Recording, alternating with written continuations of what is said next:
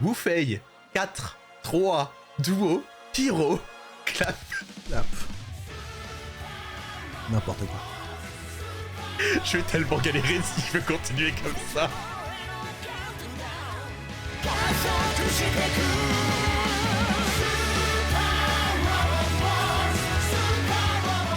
Bonjour à tous et bienvenue pour ce 7ème épisode de Super Song Taisen. Je suis Fendril du nord de la France et de l'autre côté de la France, je reçois le Gundam Meister, Chris. Salut Chris, comment tu vas? Je vais super bien, j'ai le soleil dans la gueule, mais ça va pas du tout. Ça va pas du tout parce que je suis pas en France du tout. J'ai dit de l'autre côté de la France? Ouais. De l'autre côté de l'océan Atlantique, Chris qui ne s'est toujours pas décidé à me rendre visite au Canada donc. Bientôt. Comment ça va Chris? Pas pire, comme on dit chez nous au Canada. Comme je dis, j'ai le soleil dans la gueule, mais sinon ça va. Et toi? On va dire que c'est le printemps, c'est bien. Voilà, ici aussi, je dis ça, mais ici aussi, il se met à faire trop chaud, surtout avec un PC qui tourne et qui doit enregistrer un podcast, mais on va faire le possible. C'est chiant, mais on va y arriver. C'est ça. On est donc de retour pour notre épisode 7, et avant de se lancer, je propose qu'on fasse un tout petit tour pour voir où on en est. Nous avons actuellement, dans notre top 45 générique, autrement dit, on devrait avoir un top 50, ça y est, cette fois-ci, une fois qu'on aura terminé cet enregistrement. Ouh.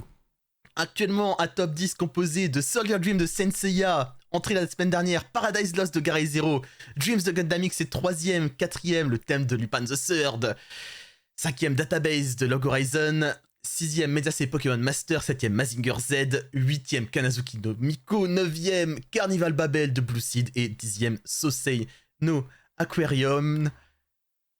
Et en dernière place, encore et toujours un Tokyo et Paris qui décidément n'arrive pas à la quitter. Est-ce que ce sera pour aujourd'hui? Peut-être, peut-être pas, je ne sais pas. Le pire entrée la dernière fois, c'était Canon en numéro 43 avec son ending Casino Tadori Tsukubasho. Et aujourd'hui, nous sommes partis pour un épisode... Est-ce que j'ai pensé à présenter le podcast? Non, hein. Bonjour à tous et bienvenue dans Super Song Taisen, le podcast dans lequel on classe les génériques d'animés les uns après les autres en les plaçant du meilleur ou un peu moins meilleur, même si on les aime tous ou quasiment tous. Et on est parti aujourd'hui pour un épisode sous le signe du 7. La semaine dernière, je n'ai pas réussi à faire un épisode à thème. Cette fois, Chris, cette fois, j'ai réussi.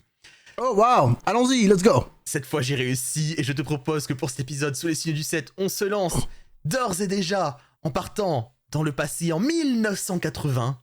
Nous n'étions pas nés. Et on est parti avec une série de gros robots qui met en scène un héros qui est une élite. Il est en primaire, et pourtant il est son propre patron. C'est le héros de Muteki Robo, Strider G7.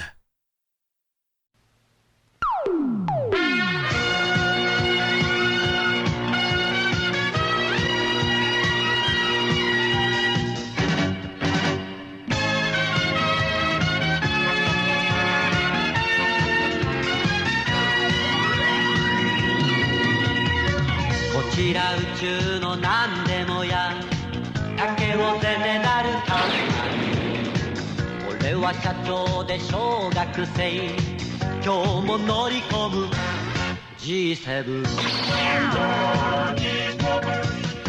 が社の均衡を守るためいや地球の幸せ守るため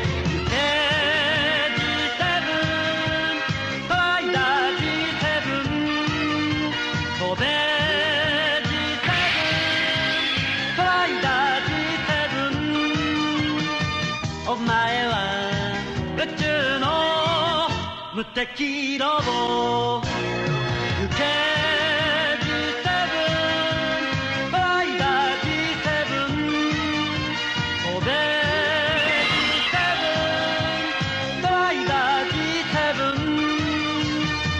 お前は宇宙の無敵ロボ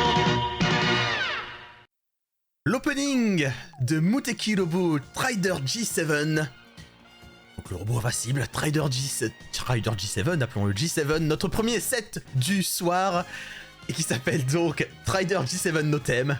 Bref, le thème de Strider G7. Un générique pour cette série de robots que je trouve, et je tiens à le dire déjà, magnifiquement honnête dans ses paroles. Il commence en disant « Bon bah voilà, je suis un PDG, je suis aussi un élève d'école primaire. » Et ensuite il enchaîne en disant « Et donc, pour protéger le coffre de ma société, pardon, pour protéger la Terre, je vais me battre avec Strider G7 !» Et donc voilà, générique d'une série de super robots assez classiques, hein, comme il y en avait dans ces années-là. Mais qui rien que pour ses paroles me plaît beaucoup. Après, il faut bien reconnaître que dans la composition, dans la musique, c'est quelque chose d'assez classique. Est-ce que tu connais Strider G7 ? Pas du tout. Pas du tout, c'est la première fois que je vois et que j'entends parler de G7. D'après ce que j'ai compris du générique, c'est qu'il est très Muteki, le robot. Il vole bien et il est Muteki. Donc voilà. C'est ça. Moi je connais Strider G7 parce qu'il est apparu dans plusieurs épisodes de Super Robot Tyson. La grande franchise crossover de gros robots de Bandai Namco. Et que notamment il avait des attaques combo qui ont été faites avec d'autres séries de la même époque comme Zambot 3. Et bon bah voilà, un opening qui est quand même, on peut se le dire, assez classique, sinon dans la forme, il te montre le gros robot qui vole dans l'espace et qui vainc les ennemis. Je dirais même que c'est même, dans le classique, il est même très banal, on va dire. Oui, il est assez banal, c'est ça, il est pas non plus enthousiasmant que ça, malgré de fois ces paroles que j'aime pas mal. Ouais, et puis comme je dis, il est Muteki, le robot. Et donc c'est une chanson chantée par Isao Taira, quelqu'un qui a chanté des génériques notamment aussi pour Ideon, Braiger, Balgios, bref des gros robots de cette époque. Et ces paroles que j'aime tant ont été écrites par Akira Ito, quelqu'un qui a fait beaucoup de chansons un peu partout dans ces années-là, dans les Anisong, mais dont qui a mis en parole surtout le thème de Urusei Yatsura, donc la chanson de l'homme. Voilà, la chanson de l'homme qui donc sur le premier manga de Rumiko Takahashi. Et voilà un peu tout ce que j'avais à dire de ce Strider G7. Qu'est-ce que tu en penses, Chris? Où est-ce qu'on le met? Je serais très honnête, je n'en pense pas grand chose de ce Rider G7. Donc il est très très classique-classique, hein. Il a pas cette aura pour des chansons comme Mazinger Z, hein, qui est très haut dans notre classement, mais lui bon. On voit la série un petit peu oubliée et si elle n'était pas dans les Super Robot Wars, moi je m'en aurais jamais parlé en vrai. Honnêtement, j'ai envie de le mettre au numéro juste en bas d'Excel Saga. Juste en bas d'Excel Saga, donc en numéro 44. Numéro 45 ? Pardon, numéro 45, tout à fait. Vas-y, convainc-moi de le mettre plus haut. Non mais j'ai envie de te dire, je te trouve un peu dur, mais en vrai je le vois pas... Le plus haut que j'aurais mis c'est au-dessus de Canon, donc je préfère True Blue qui est de Tetsu Anatom qui est numéro 42. Coupe pour la poire en deux, 44 au-dessus d'Excel Saga. Ouais, ok, let's go. Notre numéro 44 dans notre top 46 est donc le thème de Strider G7. Avant d'enchaîner par la chanson suivante, je vais faire une intro que je pense nécessaire pour tout cet épisode. 7 en anglais, Nana en japonais. Oh mon dieu. Ça va être important de se rappeler parce que des nanas, on va en avoir. Cette blague n'était pas volontaire, mais des nanas, on va en avoir. J'espère. On va enchaîner en partant en 2006 pour aller s'écouter, littéralement, l'ending de Nana.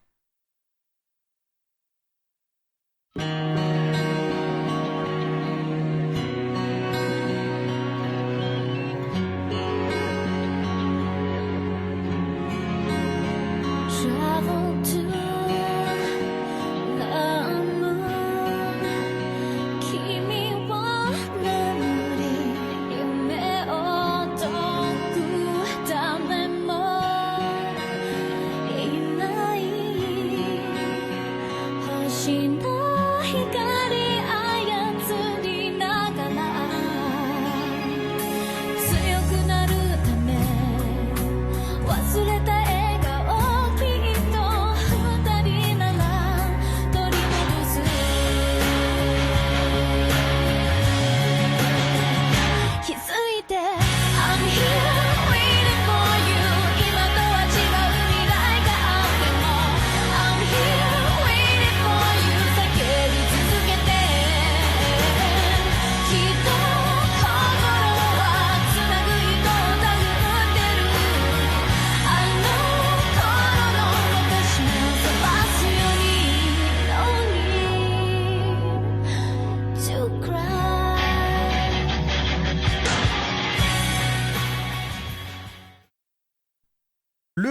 premier rending de Nana, adaptation du manga éponyme de Ai Yazawa, qui a été adapté dans une série de 50 épisodes, me semble-t-il, en 2006. Est-ce que tu connais Nana? De nom et de réputation. De nom et de réputation, donc tu ne l'as jamais vu, jamais lu. Il y a un truc avec une chanteuse qui est connue pour chanter du nana. Je pense que c'est Komatsu Nana ou Kitade Nana, je me souviens plus. Non, c'est Komatsu Nana. Non, Komatsu Nana, c'est le nom de l'héroïne dans la série. Mais pourquoi j'associe Nana Kitade? Attends, c'est Nana... Alors je ne sais pas pourquoi tu associes Nana Kitade. Il y a pas de Nana Kitade dedans. Bref, donc l'ending de Nana, le premier ending de Nana, A Little Pain, qui date de 2006 et qui est chanté, en l'occurrence, par, alors littéralement c'est crédité sous Olivia Inspi Leila Trapnest. Et donc Leila de Trapnest, c'est en fait la chanteuse du groupe Trapnest dans la série. La chanteuse, elle, s'appelle juste Olivia. Plus précisément Olivia Lufkin, une chanteuse qui, et je l'ai découvert en faisant mes recherches parce que, a chanté et participé à l'écriture d'un thème qui s'appelle Together Now et qui était un des thèmes de la Coupe du Monde de football de France en 98. Non. Ok.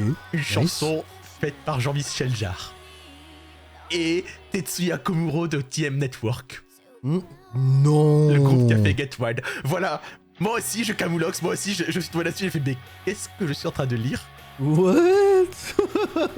Ah, c'est un assortiment de choses à problème.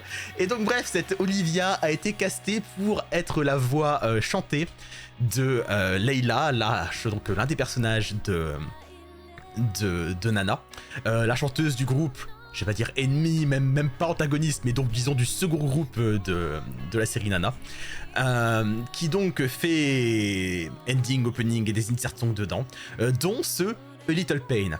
Nana étant donc une série qui raconte l'histoire de deux jeunes filles qui s'appellent Nana et qui se retrouvent.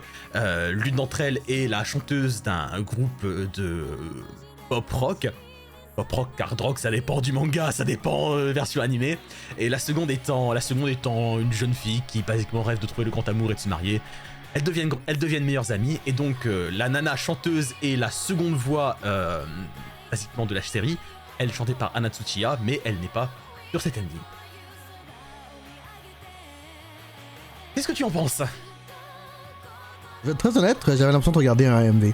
Mais je dis pas ça méchamment. Hein. C'est ça, mais c'est-à-dire que je pense pas que c'est spécialement à dire méchamment, c'est-à-dire que ce sont des illustrations du manga qu'on voit. Ce sont des illustrations du manga qu'on voit. Mais c'est des illustrations du manga que je trouve bien faites, bien animées. Il y a une espèce d'esthétique qui traverse la chose avec cette envie de mettre littéralement des mots sur des choses, genre on voit ces fleurs dont les tiges sont composées du mot fleur. Non mais pour élargir sur ma mention de AMV, moi j'aime beaucoup les AMV, surtout quand ils sont bien faits. Et donc du coup c'est ça, j'ai l'impression de regarder en fait non, c'est plus un manga vidéo, on va dire. AMV c'est animé musique vidéo. Ça, j'ai un manga musique vidéo et il est très bien monté. C'est ça, il est très très joli. Il y a, voilà, cette envie de mettre des mots partout sur ces constellations qu'on voit. Ensuite, bah effectivement un peu comme une AMV, t'as raison. T'as la présentation des personnages avec leur nom qui défile derrière, et t'as un plan d'ailleurs, et c'est assez étrange. Tu as un plan de l'héroïne Nana qui chante, mais c'est pas elle qui chante cette chanson. Et du coup c'est très étrange, mais voilà. C'est marrant. Hein. Mais tu as tout un habillage qui marche bien sur une chanson que je trouve vraiment très sympathique. Ouais, la chanson est super sympathique, ouais. Voilà, Nana dans son ensemble avait vraiment une BO, moi que j'aimais beaucoup, même si on est assez éloigné du truc très énervé qu'avait l'air de vendre le manga. Moi j'ai lu le manga avant de regarder la série animée, en vrai, surtout profiter de ces génériques. Mais ça me vend une ambiance et des choses que j'aime beaucoup. Et c'est une chanson qui a été composée par donc Hiro Yamaguchi, qui est notamment un compositeur un compositeur qui a composé notamment le Bluebird de Naruto Shippuden, une chanson fort connue de Ikimonogatari, et qui est aussi un joueur de basse. On entend notamment sa basse dans le Kimi no Shiranai Monogatari de Bakemonogatari ou le Let It Out de Fullmetal Alchemist Brotherhood.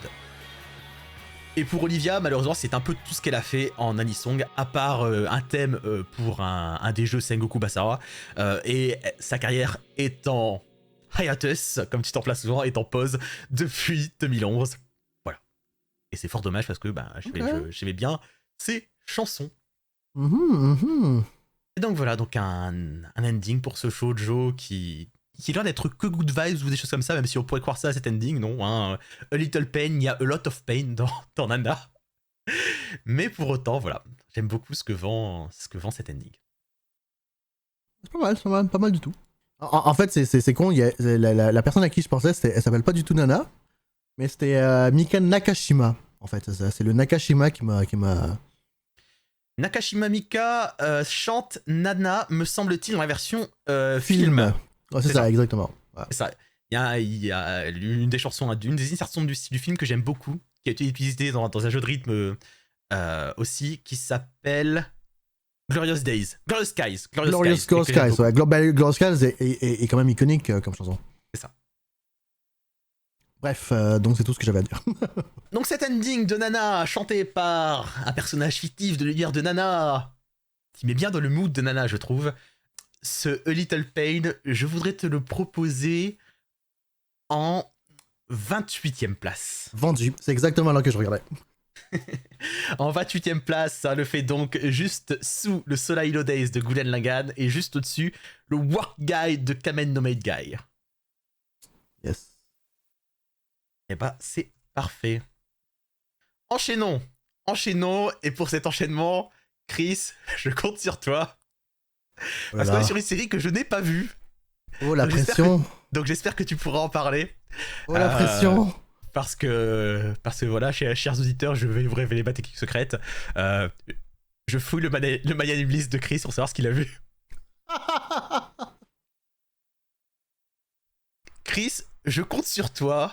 Ouh là là. Pour que tu puisses m'exprimer ce que tu penses et ce que t'évoques cet opening de 2011, toujours sur le thème du 7. Oh mon dieu. L'opening de Sacred 7. I knew it.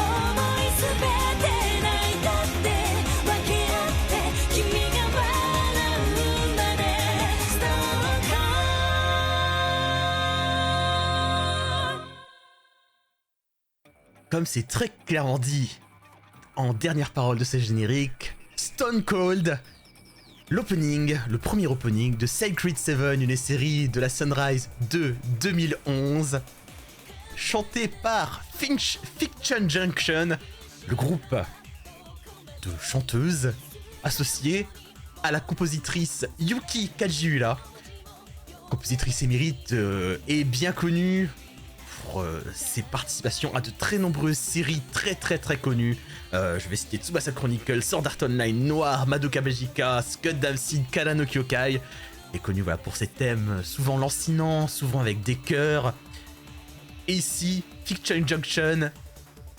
D'habitude, c'est Fiction Junction avec un nom derrière pour qu'on sache exactement qui chante. Et là, c'est juste Fiction Junction. Alors, pas forcément. On retrouve donc plusieurs vocalistes, plusieurs chanteuses. Kaori, Keiko, Wakana et Yuiko Kaida. Deux d'entre elles faisant donc partie du groupe Kalafina. Et quelle belle chanson! Quelle chanson cool! Ah, il est pas convaincu, le Chris. Il est pas convaincu du tout. Parle, Chris, on est sur un podcast, parle! Stone Cold. Te laisse Stone Cold. Me laisse Stone Cold en effet. Écoute, je me souviens absolument pas de la série Secret Seven parce que c'est pas que la série était pas bonne, c'est juste que elle n'était pas remarquable malheureusement. Donc malheureusement je me souviens vraiment pas de cette série. Comme je dis, c'était une série, c'est Sunrise hein, qui a animé si je me souviens pas. C'est tout à fait une série Sunrise. C'est une série Sunrise, mais des séries Sunrise, c'était la plus... C'est une époque, vers 2011, 2010-2011, où Sunrise avait pas mal de productions un peu de côté et... Bon... Ouais. C'est un peu ça, en fait, que me donne ce générique. Il a des touches sympas, genre il a une DA, enfin... Notamment une utilisation de ses couleurs qui le font sortir un peu de la normale. Ouais. Mais quand on revient au personnage et à ce que la série en général a l'air de vendre, ça a l'air assez banal en fait. Vraiment, non, mais je te dis, c'est une série. Et c'était pas une série offensive hein, du tout, c'est très inoffensif même comme série. Mais elle est absolument inoubliable. Non, pardon, absolument oubliable parce qu'il y a rien du tout. Je me souviens pas du nom des personnages, je me souviens pas c'est quoi leur motivation. Je me souviens. Ouais, le gars il se transforme, c'est bien, tant mieux pour lui. Pourquoi? Est-ce qu'il y a un truc par rapport à ça? Je me souviens, mais vraiment de rien du tout. La seule chose que je me souviens quand je c'est que Stone Cold c'était une chanson sympa et que si tu veux être Yakai dans les événements quand il joue Stone Cold, dans le fond tu fais du sport. Alors pour nos chers auditeurs, pour ceux qui savent pas, il y a une sous-culture de l'anisong dans le fond qui s'appelle le Anikora. Et je pense qu'il est possible qu'on en ait parlé déjà en fait. Non. Et dans le fond, non, on en a pas parlé en épisode, ok. Donc le Anikora dans le fond, qu'est-ce que c'est? C'est l'équivalent d'aller dans un club ou d'aller dans une fête et que le DJ en fait il joue que des anisong, soit remixés, soit original, whatever. Et dans cette sous-culture de l'anisong, il y a une autre sous-culture que qui ne s'avoue pas une culture, mais c'est quand même une sous-culture. C'est la culture Yakai. Qu'est-ce que ça veut dire Yakai? Ouais, c'est ça. Donc dans le fond, Yakai en bon français, ça veut dire bordel, on va dire. Moi j'aurais traduit ça en chiant. Hein. Bah non. En fait, c'est foutre le souk, on va dire. Et donc dans le fond, dans les événements d'Anikora, dépendamment de la chanson, la culture Yakai va toujours inventer de nouvelles choses à faire pendant que la chanson passe. Et au lieu de enjoy la chanson normalement, il faut qu'il fasse des conneries. Du coup, quand Stone Cold joue, le monde ils font du sport. Ils font du sport, donc ils font des exercices. Si je me souviens bien, l'exercice principal à faire, c'est des squats. Donc quand tu entends Stone Cold, faut que tu fasses du squat. Pourquoi? Pourquoi pas?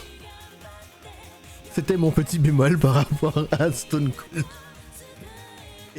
Et la sous-culture Yakai. On est d'accord, ce n'est pas la faute de Stone Cold. Ah bah non, pas du tout. Écoute, bah, tu dis ouais, bon, moi je la trouve vraiment cool, je trouve vraiment que la chanson s'envole pas mal pendant son refrain.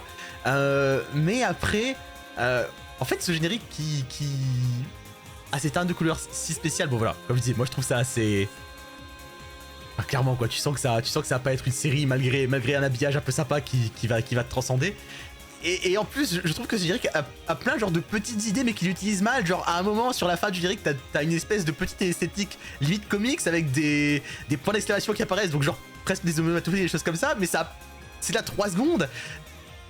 Quand t'as la baston entre le héros et j'imagine l'antagoniste, tu as des contours qui s'affichent autour d'eux et c'est un peu stylisé, mais pour autant pour autant, ça dure pas sur la fin du générique. Même ce générique, j'ai l'impression que c'est un peu ce que sera la série. Il y a 3 bonnes idées, mais globalement, c'est un poil décevant. Ouais, c'est ça. C'est ça. Projet Sunrise. Projet Sunrise, surtout Projet Sunrise de 2ème zone. Ouais, c'est ça. Quand Sunrise c'est bon, et quand c'est mauvais ou minable, voilà quoi. Et du coup, où est-ce qu'on met cette chanson composée par Yuki Kajiura, chantée quand même par... Alors il faut que je fasse mon petit mea culpa. Je ne porte pas cette chanson dans mon cœur. Et ça arrive, Chris, c'est pas grave. Je ne me souviens plus pourquoi, mais il y avait une raison et je pense que c'est relié à Calafina. Je pense que ouais, je sais plus quoi. Mais en tout cas, bref. Du coup, c'est une bonne chanson, je lui reconnais, elle a beaucoup de mérite, mais j'ai du mal à être objectif par rapport à. Du coup, je vais te laisser proposer de nouveau, nous verrons ensuite. Essaie de te détacher un peu de ça, Chris. N'oublie pas, on est parfaitement impartial. Rappelle-toi de quand on parlait de Sosai no Aquarium et de Kanadoki no Miko. Alors, pour placer cet opening de Sacred Seven, je vais te proposer, du coup, vu que c'est moi qui enchaîne, la 33e place. Ce qui le mettrait juste sous Inside Identity et juste au-dessus Bokuga no Boku no Mama de Baskash. Donc finalement, tu vois, t'es plus méchant que moi, parce que moi, je l'aurais mis soit 31, soit 32. Oui, je peux l'avoir au-dessus de Kanan. 31, ça me va. Ok, bon bah. Alors. Très bien. Non mais voilà, on a juste le tir. Écoute, notre nouveau numéro 31 est donc le premier opening de Sacred Seven, donc Stone Cold, qui se retrouve juste en dessous de l'ending de One Punch Man et juste au-dessus de l'opening de Kanan. On se rapproche du 50. On se rapproche du 50. Est-ce que c'est lui qui va occuper la 50e place? Je ne sais pas. Notre ending maintenant est chanté par la personne pour qui je voulais avoir l'épisode 7 pour être sûr qu'on ne l'oublie pas. J'ai été chercher une chanson improbable d'une OVA de 2007. On va s'écouter le second ending de Tales of Symphonia The Animation, chanté par le personnage de Colette, à savoir Nana Mizuki.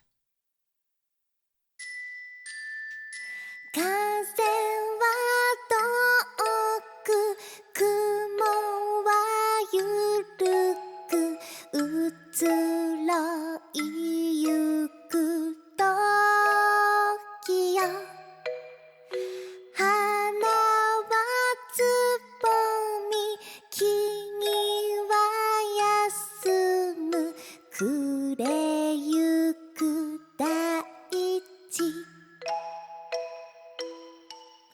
恵みくれたお日さま赤く染まり沈むよ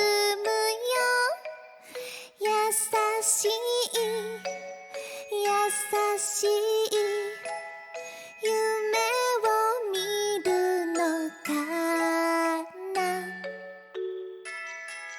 鳥は空へ虫は畑それぞれの家路よ一番星光ったうちへ帰ろう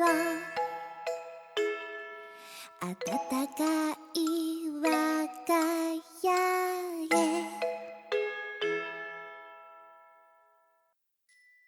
J'ai presque l'impression qu'il faut que je fasse un mea culpa. Donc, Oulala. le second ending de Tales of Symphonia The Animation, Uchi e Kaero, rentrons à la maison. L'adaptation animée du jeu vidéo de la série Tales of, sorti sur GameCube en, je crois, 2002 ou 2003. chanté par Nana Mizuki. Nana Mizuki, grande chanteuse, qui a fait plein de chansons marquantes pour les animés, que j'aime. Non, bon. Ouais, c'est ça. Que j'aime beaucoup. Et donc concrètement, j'ai construit cet épisode pour passer une chanson de Nana Mizuki. Et mon document de travail avait, au centre du document, Innocent Starter, le premier opening de Nanoha, pendant tout le temps. Sauf que, quand j'ai fini mon taf, j'avais un opening en trop. Bon, bah, du coup, je me suis dit que Nana Mizuki, à la place, j'allais lui chercher un truc de 2007 et j'allais lui chercher un autre ending. Donc voilà, on ne parle pas de Nanoha, on ne parle pas du tout d'une chanson de la marquante de Nana Mizuki. On parle de ce Uchi et Kaeno rentrant à la maison, cette petite comptine chantée par Colette, l'héroïne de Tales of Symphonia, qui nous dit « Rentrons à la maison », joliment mise en image par le studio Ufotable, d'il y a longtemps, d'avant l'époque de Fate, où ils faisaient encore leurs endings à base de petites marionnettes en stop motion. Et donc, voilà, une nouvelle fois, chanson chantée par Nana Mizuki, qui a chanté du Nanoha, du Symphogear, du Rosario Vampire, du Blood Sea, du White Album. Grande comédienne de doublage, grande chanteuse, super voix. Je ne sais pas pourquoi on parle de cette chanson. Si seulement j'avais fait moi-même la tracklist, je l'ai faite. Je ne sais pas, je ne l'explique pas. Voilà, à toi Chris. Ouais, je voulais juste dire que moi, j'ai jamais vu Tales of Symphonia, donc c'est la première fois que j'ai entendu cette chanson. Et je veux juste mentionner que c'est quand même c'est impressionnant parce que tu l'entends, mais c'est impressionnant parce que c'est vraiment pas facile de chanter in character, surtout quand tu es Nana Mizuki. Donc je suis très impressionné par sa capacité de garder de rester in character pendant la chanson en fait. Bah c'est ça, parce que bon, surtout sur ces chansons les plus dynamiques, elle a en vrai une voix qui porte, enfin qu'on sent qui porte beaucoup plus et qui peut être beaucoup moins justement enfantine. Mm-hmm.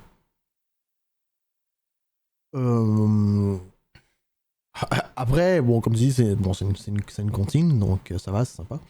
C'est ça. Plus que la comptine aussi, la comptine donc chantée par un personnage enfantin qui dans la série est forcé sur un destin tragique. Okay. Mais j'aime aussi noter cette esthétique qui, avec les petites marionnettes, fait. En fait, t'as un côté très side-scrolling de jeu vidéo et donne vraiment cette ambiance de jeu vidéo. On est dans un jeu de rôle, on est à l'aventure, on tombe sur des monstres, on trouve un objet, il y a une énigme à la con et il faut pousser l'objet pour débloquer un truc. Et là, c'est la maison dans laquelle on veut rentrer. Ouais. Mais et j'aime beaucoup aussi le fait que cette animation aille super bien avec une comptine en fait. C'est ça. Et ce côté très enfantin, mais ces petites poupées vont vachement bien avec. Et donc c'est une chanson qui est écrite et composée par Ikuko Ebata, qui en fait qui est beaucoup plus une parolière que quelqu'un qui fait de la composition. Mais elle a mis en parole notamment Muv Love ou Kimiga no Zumuien. Mais en composition, j'ai noté notamment Sayano Uta du jeu éponyme. Et aussi qu'elle est parfois chanteuse, mais qu'on n'en trouve pas beaucoup de traces parce que c'est sur, principalement, des jeux érotiques. Et donc voilà un peu pour ce que j'ai à dire de cet ending tout mignon de Tales of Symphonia, insert ending sur un seul épisode. C'est un seul épisode. Un seul épisode, mais c'est une série d'OVA. J'adore quand ils font ça. Ah, c'est un OVA, oui, c'est vrai, ok. C'est sur la première série d'OVA qui n'a que 4 épisodes, et en tout, il y a genre 12 épisodes répartis sur 3 séries d'OVA différentes. Ok. Et donc, on parlera certainement mieux de Nana Mizuki plus tard, de la force de son chant ou du fun de ses paroles. Et ce sera pour un prochain épisode. Tout à fait. Du coup, classons-la. Alors, ça fait 2 fois que je donne mon opinion, donc je t'en prie, Chris. Tire le premier. Ouais, t'inquiète. Je te propose 39. Alors, tu me proposes de le mettre à la 39e place, juste sous le premier ending de Blood Plus et juste au-dessus du second ending d'Inuyasha.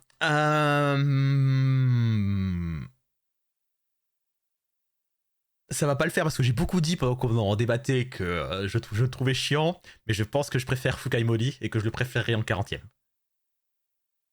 Ok. Parce que Fukai Mori m'inspire quand même plus. Cette chanson, même si elle m'inspire un peu, vu que moi je connais Tales of Symphonia, elle m'inspire un peu à la fois le côté enfantin et à la fois les difficultés traversées par son héroïne, Colette.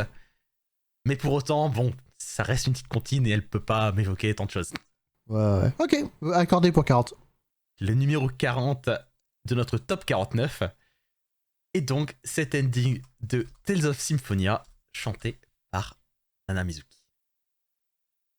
Enchaînant maintenant dans notre grande série des 7 sur une série sur laquelle j'aurais de nouveau besoin de ton aide parce que je ne l'ai pas vue.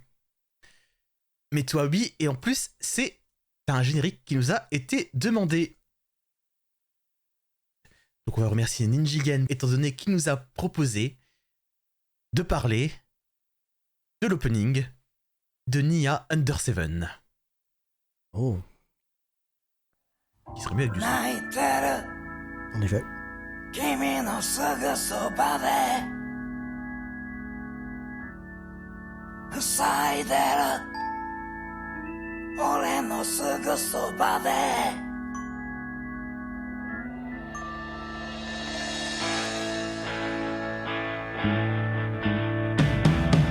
乾いた風が転がっているしけた人や街中をここまでおいでと明るい諦めと開き直る力をちらつかせてる悲しいのが好きなほど人に囲まれてないからご機嫌なやつが酒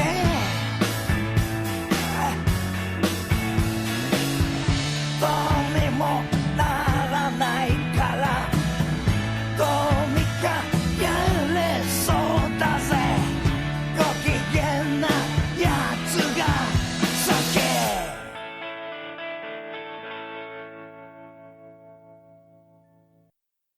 L'opening de Nia Under Seven Domestic Power Animation, qui s'écrit Nia 7 d'ailleurs, une série datant de 2000 que je crois que tu connais. Effectivement. Alors, Nia, ça fait longtemps, donc je vais essayer d'en parler le plus possible. Bah, en fait, je veux dire, il n'y a pas énormément de choses à dire sur Nia Under Seven, c'est du slice of life. C'est du slice of life, avec le twist, c'est que l'un des personnages principaux, Nia donc, est une extraterrestre. Je vais faire une comparaison très rapide. Pour ceux qui connaissent, ne le prenez pas mal, si jamais ça me... Hein, bref. Est-ce que tu as vu Himawari? Non. Ok. Donc, Himawari, c'est l'histoire d'une fille qui vient du futur, qui a des pouvoirs de psychokinésie, et qui donc vit avec... elle débarque chez un Yakuza, et elle vit avec lui.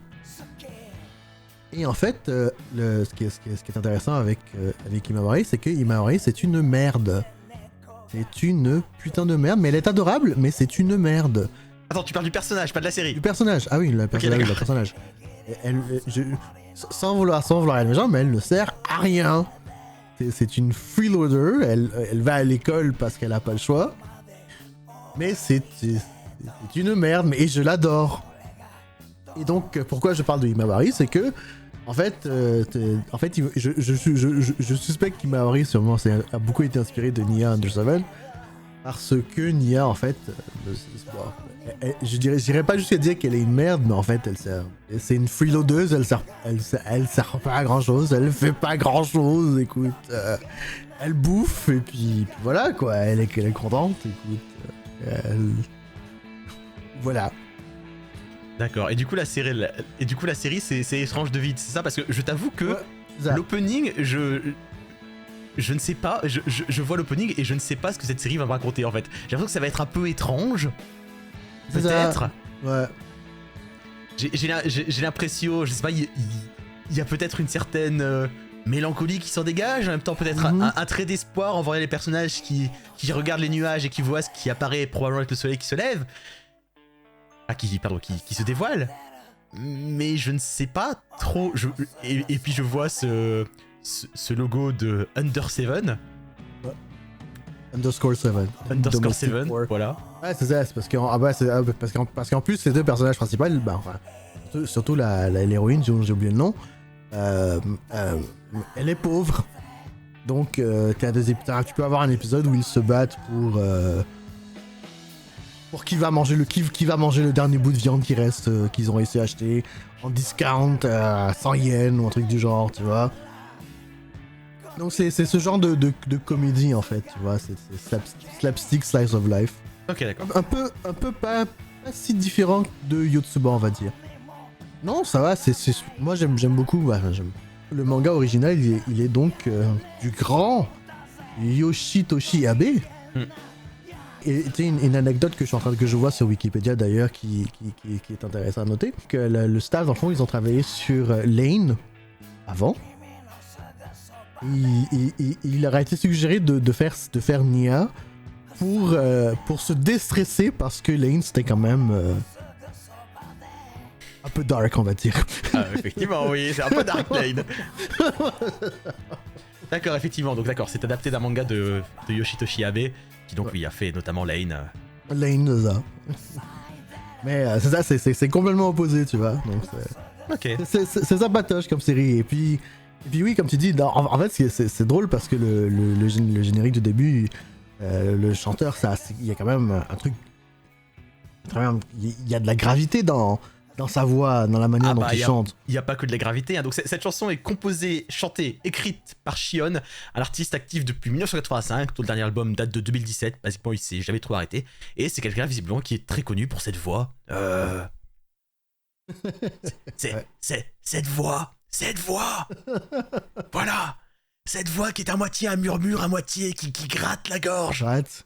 Mais ça porte, la chanson est bonne. Je trouve que la chanson est bonne.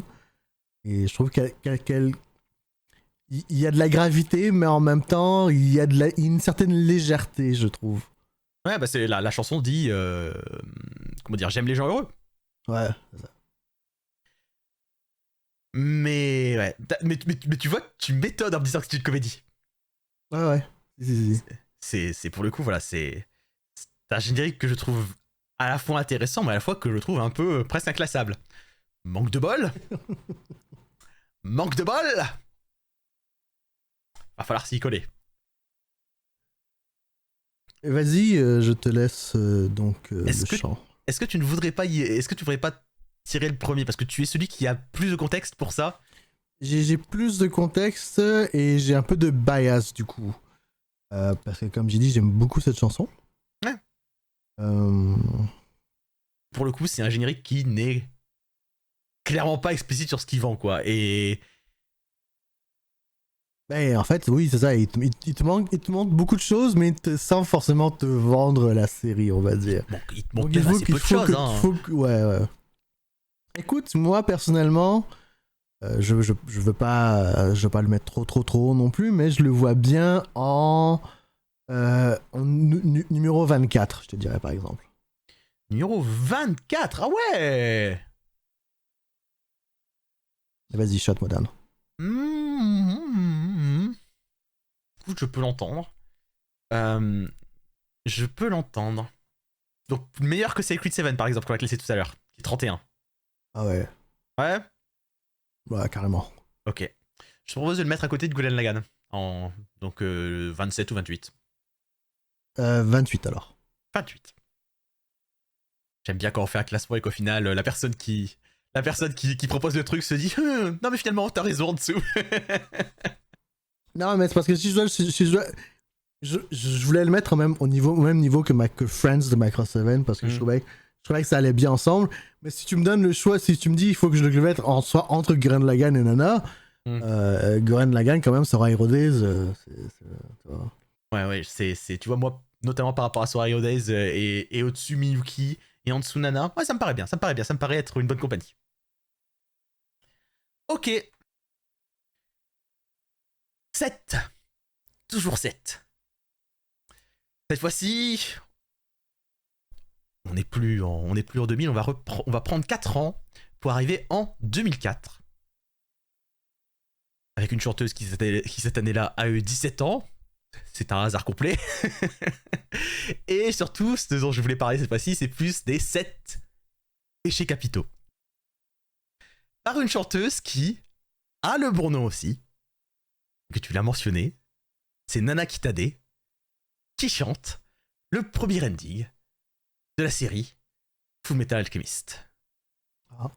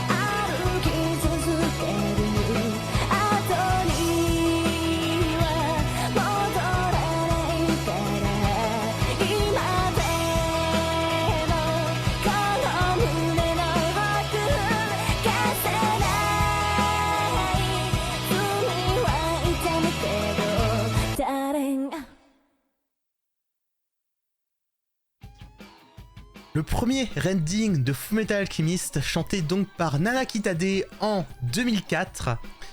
Une chanteuse qui a également chanté des chansons pour Dick Grayman, Jikoku Shoujo ou encore Persona Trinity Soul.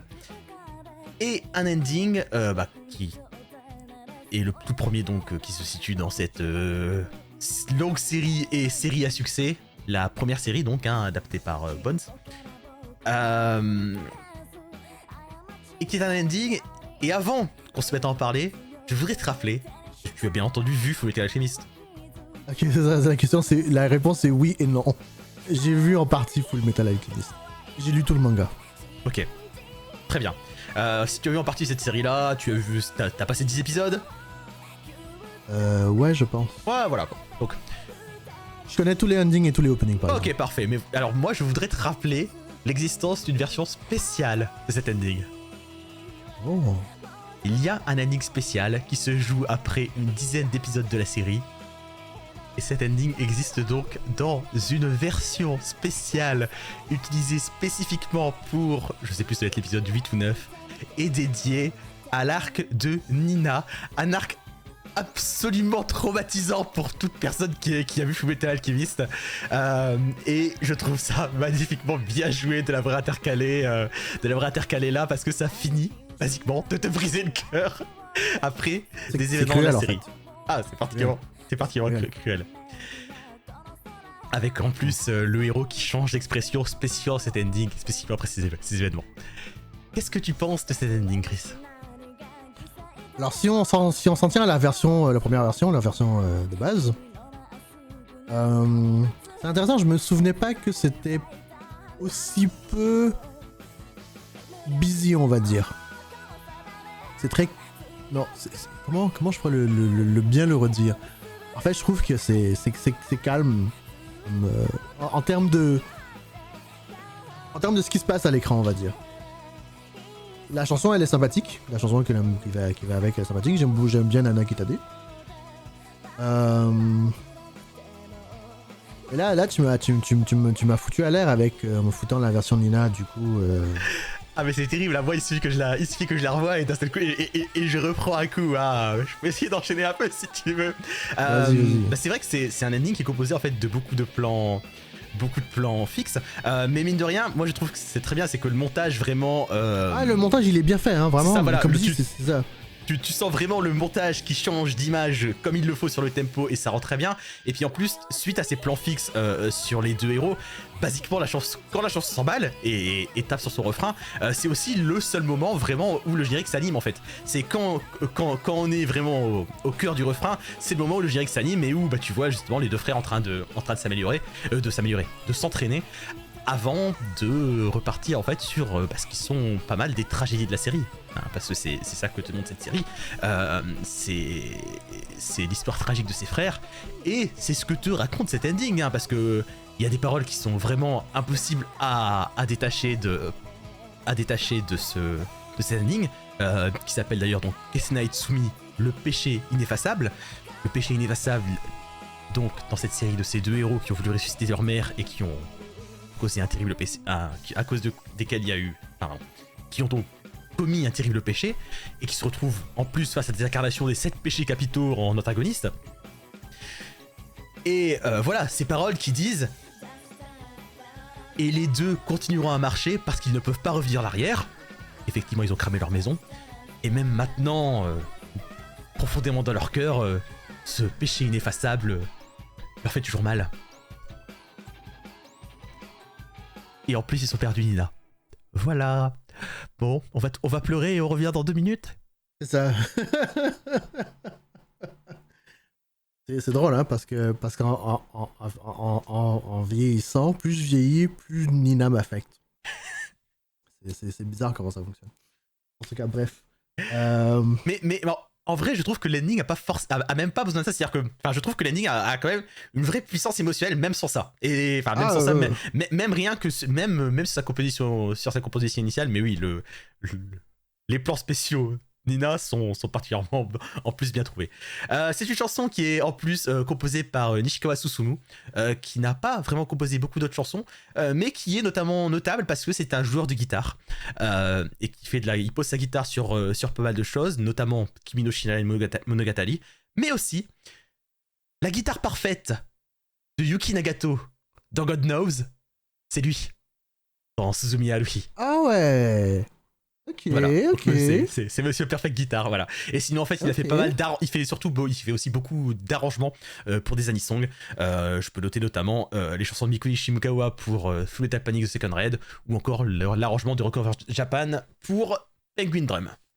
Écoute, c'est un générique qui j'aime bien, il est sympathique. Je trouve que les plans sont, les couleurs les couleurs sont belles en plus. Ouais, c'est vachement élégant quoi. C'est ces aplats d'ombre, c'est les ombres qui donnent vraiment en plus, qui donnent vraiment pas mal de, qui donnent une forte impression à l'image quoi. Ces ombres noires.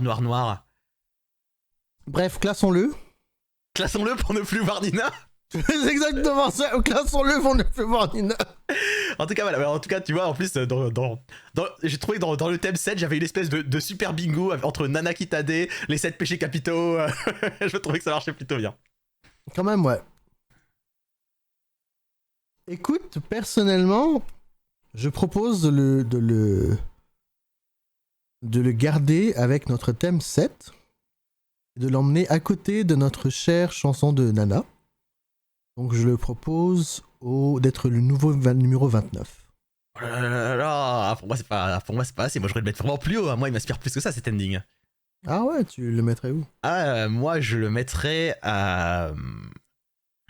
En fait, tu vois, quand tu m'as dit je propose de rester dans le thème du 7, je me suis dit tu vas le proposer autour du 17 et ça m'aurait plus été.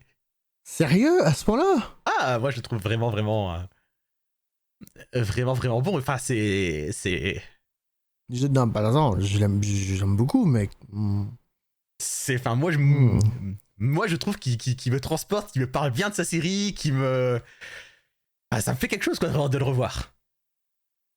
Ça me fait vraiment quelque chose de le voir et de sentir, et voilà, et Et Je le d'entendre mettrais en haut de MySpace, en plus. la voix un peu plaintive. Non, mais je veux dire autour. Je le mettrais peut-être à côté de MySpace en vrai. MySpace m'aspire à mort par ses good vibes.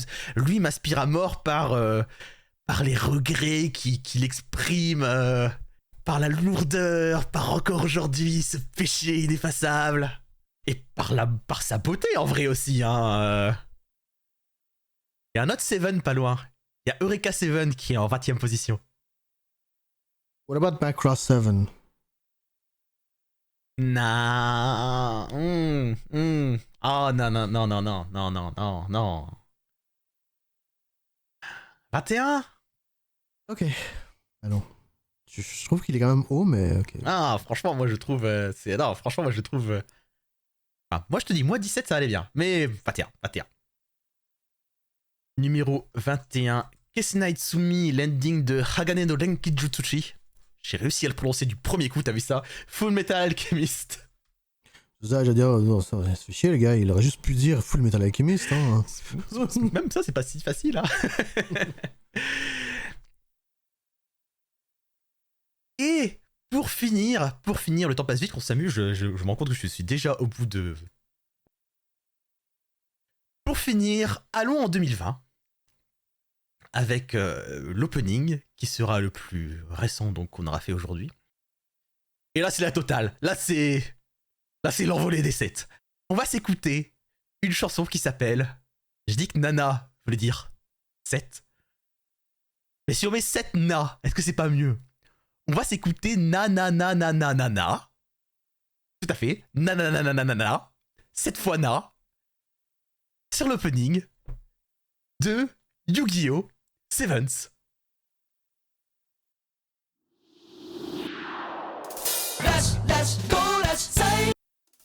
L'opening de Yu-Gi-Oh! Sevens, qui est, je tiens à le signaler, le 7ème générique du soir. Yu-Gi-Oh! Sevens, nanana, voilà, j'ai fait mon combo. On peut s'arrêter, salut Chris! Donc, l'opening de la série Yu-Gi-Oh! Qui est bien entendu la 7ème série Yu-Gi-Oh! Hein, tu t'en doutes. La série Yu-Gi-Oh! D'ailleurs sur laquelle ils se sont visiblement décidés à se calmer au niveau des character design parce qu'on n'est pas du tout sur des choses aussi folles que je trouve que faisaient les séries Yu-Gi-Oh! Précédentes, notamment au niveau des coiffures. Et une chanson qui dit beaucoup Rush, Go Rush, mais qui n'est pourtant pas l'opening de la série Yu-Gi-Oh! De cette année qui s'appelle Yu-Gi-Oh! Go Rush. Intéressant. Voilà. Et donc, une chanson composée, écrite, chantée par Yusuke Saeki, un chanteur qui a également fait des endings pour Dr. Stone ou la série de vélo Yomamushi Pedal. Et voilà. Un opening de Yu-Gi-Oh! Basé sur des sets. Avec des nananana partout. Et qu'en penses-tu, Chris, en fait, avant que je continue? Donc, bah ça va. Alors, j'ai jamais regardé cette série, j'ai jamais entendu parler de cette série, et j'ai jamais entendu cette chanson de ma vie avant. Tu connais Yu-Gi-Oh! Mais... oui, Yu-Gi-Oh! Oui, mais Yu-Gi-Oh! 7, pas du tout. Écoute, je trouve que ça a des super bonnes vibes. J'aime beaucoup l'ambiance de cette chanson, de ce générique, pardon. J'aime ça, hein, voir des gens qui sont enjoués. Et vers bon, tu vois déjà que c'est le public, il est un peu plus jeune. Les personnages sont plus jeunes. Ils ont l'air un peu foufou. Ils ont l'air de bien s'amuser. Ils ont l'air d'être de bons amis. Et moi j'adore. J'aime ça, voir ça. Et la chanson est enjouante. C'est ça, ils ont tous l'air d'être un peu débiles, de passer. Mais ils ont l'air de passer un bon moment. Ouais, c'est ça, ça a l'air le fun. Clairement, je vois les good vibes je vois bien les good vibes dont tu parles. Ouais, bah, j'adore. Après, j'avoue que moi, je suis. Il y a des good vibes dans la chanson. Ça me vend bien ça me vend bien les personnages, mais je suis pas vraiment fan du générique, moi. Je trouve qu'il part vraiment. Je trouve qu'il coupe un peu trop dans tous les sens. Je trouve que c'est. Pour quelque chose qui est complètement inconnu pour moi, ça ne me dérange absolument pas. Parce que, comme je dis, je vois les bonnes vibes. Et en plus, c'est super marrant ce truc avec des villains à la fin où ils ont un G sur la gueule. Pourquoi, d'où ça sort, j'ai aucune idée, mais ça me donne presque envie de découvrir pourquoi. Je sais pas, je trouve ça marrant, c'est marrant. Ah mais en fait c'est et en fait je me rends compte c'est peut-être ce que je vais reprendre un peu, c'est j'ai l'impression que c'est une série Yu-Gi-Oh qui se veut avoir une approche un peu plus marrante, là où moi je connais plusieurs génériques de Yu-Gi-Oh et c'est vrai que Yu-Gi-Oh ça a toujours été une série dans laquelle le jeu de cartes c'est du sérieux quoi, c'est tu joues ton c'est Yu-Gi-Oh original, c'est tu joues ton âme pour moi c'est comme Bill Fighter en fait, c'est le Bill Fighter du Yu-Gi-Oh peut-être. C'est peut-être ça, mais... Et tu vois, c'est vrai que tu dis ça, parce que donc Gundam Beat Fighter, c'est une série de Gundam assez fun où on joue avec des jouets, et moi ça a plus fait penser... Enfin, ma première impression, c'était que c'était plus le Gundam Age de Yu-Gi-Oh! Et qui est justement plutôt la tentative de Gundam de rendre ça pour enfants, et qui a pas vraiment super bien marché. Mais je peux le voir comme tu le dis, hein. Mais tu vois, c'est pour te dire un peu l'approche que moi j'ai eue par rapport à Etienne, du coup. L'approche initiale. Mais du coup, est-ce que tu l'as regardé cette série? Ah non, je vais pas regarder cette série, non, c'est... Ok. Ça fait très très longtemps que je regarde plus Yu-Gi-Oh! Et il faudrait quelque chose qui me motive incroyablement pour que je me lance dans une série, quoi. Parce que en plus, c'est des séries au long cours. Ouais. Ah non, je sais pas, je trouve ça vraiment sympathique. C'est enjoué et ça me met de bonne humeur. Ça m'a mis de bonne humeur, voilà. Ah bah écoute, c'est cool. C'est un peu... Bah du coup, tu vois, tu fais revoir un peu mon idée parce que du coup c'est certainement ce qu'on lui demande à mettre de bonne humeur. En plus bon, les paroles ça s'entend, hein, parle constamment de c'est le jeu de cartes Yu-Gi-Oh, donc ça te passe constamment de rush, de draw, de turn, bon. Ouais. Non, j'aime bien. Tu sens bien que ça va être à lui de jouer. Ouais. Pour reprendre le Yu-Gi-Oh français. On vient de passer rapidement sur cette scène, mais on la voit la scène où on les voit les trois qui marchent pour s'enfuir. Tu vois clairement qu'ils ont fait ils font des bêtises, tu vois, c'est des enfants, tu vois, ils s'amusent. Tu vois, je trouve ça sympathique, vraiment. Ouais. Voilà, moi la série originale de Yu-Gi-Oh, ça m'a vraiment jamais accroché, vraiment, pour être très honnête. D'accord. Je connais la série, j'ai regardé quand même beaucoup d'épisodes. J'ai pas lu le manga en entier, mais j'ai quand même assez lu le manga. Mais j'ai jamais terminé parce que ça. Je lui donne pas de faute, c'est juste pas pour moi, on va dire. Ouais, mais non, en fait, voilà, moi ce que je repose vraiment à cet opening, c'est que je trouve qu'il manque quand même. Il te manque l'aspect où les gens meurent. C'est faux. non, je trouve que cet opening quand même fait vraiment. Enfin, change vraiment beaucoup de plans, et puis je trouve qu'il a quand même assez peu de plans que je trouve marquants, quoi. C'est un opening que je trouve qui définit bien la série, mais à part sur peut-être les premiers plans qui me présentent les personnages, je trouve qu'il y a aussi beaucoup de plans qui coupent, regardez vie quotidienne, et que... Mais justement, parce que tu sais, ils en montrent beaucoup, et ça m'apprend dans le fond la personnalité des personnages, en fait. Je vois ton point. Et je comprends ce que tu dis. J'ai envie de dire que je trouve qu'il manque un peu de charme, mais en tant que générique, quoi. Je trouve qu'il a vraiment un peu trop de côté que je trouve vraiment bof. Genre, il y a les plans, il y a les gros plans sur les bougies des personnages ou des choses que je trouve un peu oubliables. Mais, écoute, je suis enthousiaste. Propose-moi quelque chose. Que penses-tu du 31? Oh non, non, ça me semble exagéré. Je comprends que tu l'aimes bien. Ok. Contre Propal, que penses-tu du 36? Ça me semble pas mal si mal adapté dans le sens où, tu vois, Baskash c'était une série que tu connaissais pas et t'as vu un peu le truc. T'as découvert un peu le truc, il y avait beaucoup de personnages, il y avait beaucoup de plans, ça partait un peu dans tous les sens. Cet opening, je trouve pas qu'il part dans tous les sens au niveau des personnages qu'il présente, mais je trouve qu'il part un peu dans tous les sens niveau trop de plans, trop de choses et trop de trucs un peu génériques. Du coup, le mettre juste au-dessus, ça me paraîtrait pas forcément déconnant. Ok. Parfait. Donc, nanana. Non, j'en ai dit 8 là. Nanana. L'opening de Yu-Gi-Oh! Sevens est donc notre nouveau numéro 36 dans notre top 52. Ça y est, on a un top 50. Dans cet épisode 7, on n'a pas vraiment eu d'entrée dans le top 10, mais on continue à bien étoffer ce top. Et bah du coup, je crois qu'on va pouvoir dire nananananana, c'est fini. Nananana. J'ai envie de le faire moi avec le thème de la fanfare de la victoire de Final Fantasy. Nananana. Victoire pour ce soir, c'est bon Chris, on en a terminé. Et ben voilà, et ben écoute, le prochain épisode, le 8ème, je crois que c'est toi qui t'en charges. C'est moi qui reprends le chapeau du capitaine. C'est toi qui reprends le chapeau du capitaine, parfait, donc je te le laisserai. Je ne vous promets pas un thème parce que je vais m'amuser à faire un thème sur 8. Ne promets pas de thème, hein, c'est une connerie, t'as vu quand j'en suis sorti avec le 6 Ouais, le 7 c'était facile en vrai, le 7 c'était facile là, c'est...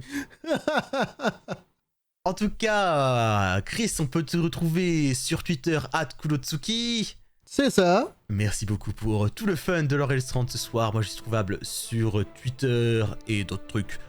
@Fenril, FFENRIL. Super Lee Song Taisen est retrouvable sur son blog superleesongtaisen.wordpress.com et retrouvable @superalisongwar sur Twitter.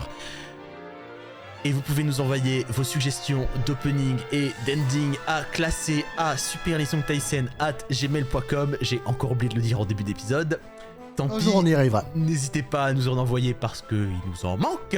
Même si concrètement, on a bien assez d'idées nous-mêmes pour tenir des années, mais quand même. Et puis voilà, merci beaucoup d'avoir écouté cet épisode. On se retrouve pour l'épisode 8 avec Captain Chris. D'ici là, portez-vous bien et à la prochaine fois. Salut! See you next time.